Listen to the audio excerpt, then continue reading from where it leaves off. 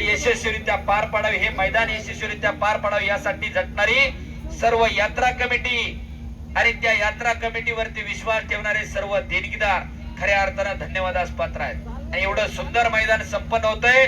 या सगळ्या कुस्त्या जोडण्याचं काम पहिलवान प्रशांत घेणार आणि गावची सगळी मंडळी यांनी केलं. आपलं मनापासून धन्यवाद आहे. यात्रा कमिटी सगळी तरुणांची फळी आहे. सगळी तरुण पोरं त्या कमिटीमध्ये आणि जुनी जाणती मंडळी मार्गदर्शकाच्या भूमिकेमध्ये आहे. बापानं पोराकडे कारभार कधी द्यायचं हे ज्याला कळलं त्यानं म्हातारपण सुखात घालवलं. आणि खऱ्या अर्थानं या गावाने सगळी ज्येष्ठ मंडळी ही परंपरा अनेक वर्ष मोबाईल नसताना सुद्धा जपली. जी टोपेवाली पांढरी पायजमा शर्टवाली मंडळी दिसतात या गावाची, त्यांनी मोबाईल इंटरनेट नसताना सुद्धा भैरवनाथाचा उरूस यशस्वीरित्या पार पडला आणि परंपरा जपली आणि तरुण पिढीकर तिचं हस्तांतरण केलं. एकदा जुन्या मंडळींसाठी जोरदार टाळ्या व्हायला पाहिजेत.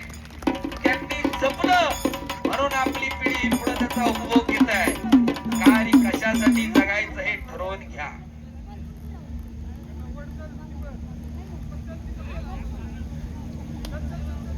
आणि हलगीवाल्यांचा सन्मान या ठिकाणी होणार आहे. भार्गव आवाळे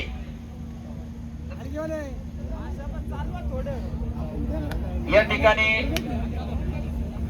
अख्खं मैदान त्यांनी आणण्यापासून नेण्यापर्यंत त्यांचं काम आहे. त्या भार्गव आवाळेचा सन्मान या ठिकाणी संपन्न होतोय.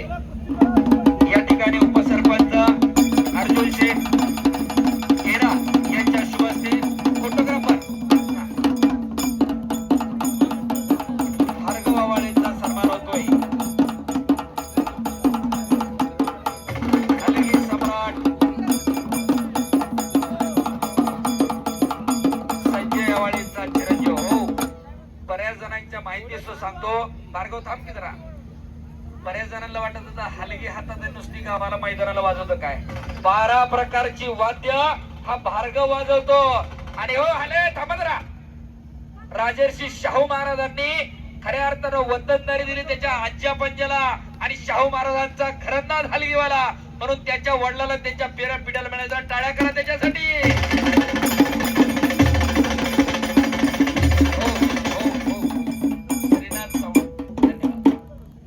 आणि भार्गव साठी प्रशांत दादा घेणार यांच्याकडून 1000 रुपयाचं बक्षीस झालेलं आहे. वाजत आहे की वाजत आहे सगळे आकाश जरा बरं वाटतंय. हे उलटे हल्लवाल्या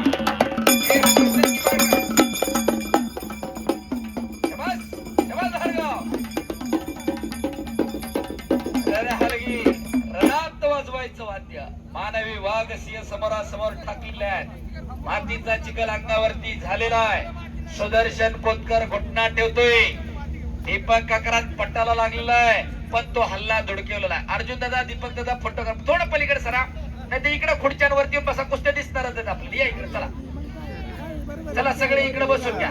ना ना फोटोग्राफर फिरते राहा थोडं. हा शबास. आणि घुटना ठेवला इकडं सुदर्शन. या ठिकाणी कुस्ती मल्लयुद्धाचे प्रतिनिधी प्रवीणजी गायकवाड आहेत. त्यांचाही सन्मान या ठिकाणी होईल. रामदास नाना घेणार. नाना दत्तो कुस्ती मल्लविद्याचे प्रवीण गायकवाड या ठिकाणी उपस्थित आहे. मानगुडे सरांचे सहकारी ज्यांच्यावर लाईव्ह चालू आहे मैदान, त्यांचा सत्कार या ठिकाणी होईल. प्रवीण काही एडिटिंग चालू आहे का तिकडं? हा या पटकन. त्यांचा सन्मान या ठिकाणी होईल. दत्ताभाऊ घेणं आणि रामदास नाना घेणं यांच्या शुभ हस्ते या ठिकाणी कुस्ती मल्लविद्येचे प्रतिनिधी गायकवाड साहेब यांचा सन्मान या ठिकाणी होतोय. कुस्ती घराघरामध्ये पोहोचवली मानगुडे सरांनी.